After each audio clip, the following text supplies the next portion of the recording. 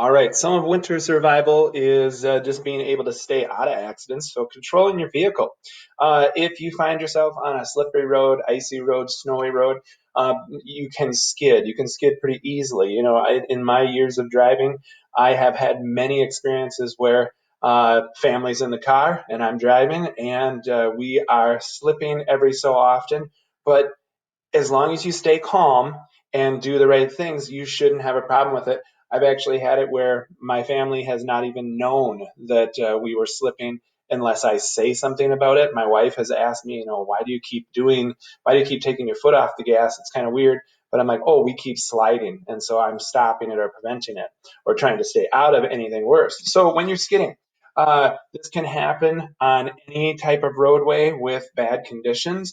So you want to slow down and maintain a safe distance from the cars in front of you. This is where a 3-second rule really comes into play. With this, don't use your cruise control. Don't do anything to set your speed. You want full control. And what this does is it's not so much the braking that you're going to do. Sometimes you gain a lot more just by taking your foot off the gas and doing nothing. Your car will naturally slow down without being abrupt. If this occurs, you want to stay calm and don't hit the brakes. If you do apply the brakes and you start to slide, then you hold the brakes. Okay. So if the skid is a problem because of braking, then stay with the brakes. That's what anti-lock brakes will do for you, like we learned about in week 1 of driver's ed.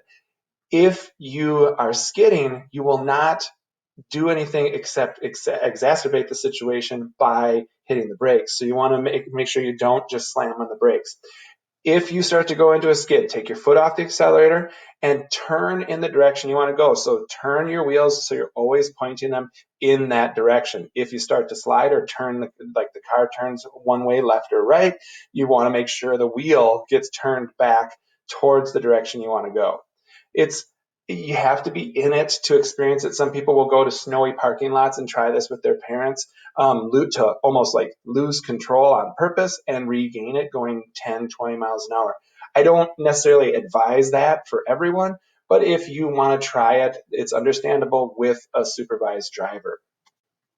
Hydroplaning is like summer or winter, the summer version of winter driving. Basically, you get a lot of water on the road. It's essentially like skipping rocks. Most of you know how to skip rocks. You got to go fast and it has to hit the water and kind of bounce. Your wheels, if they're smooth enough, meaning you have bad tire tread, you can skip across the water on a roadway if there's a nice dish or there's a lot of water to it and you're going fast enough. So you want to make sure you don't have bad tires. Don't let the water collect underneath. You're not going to be able to brake in this situation. Again, it's kind of like being on summer ice. And so you just take the foot off the gas pedal. The car will slow down and settle down to where it needs to be. And just again, make sure you have good tires for that.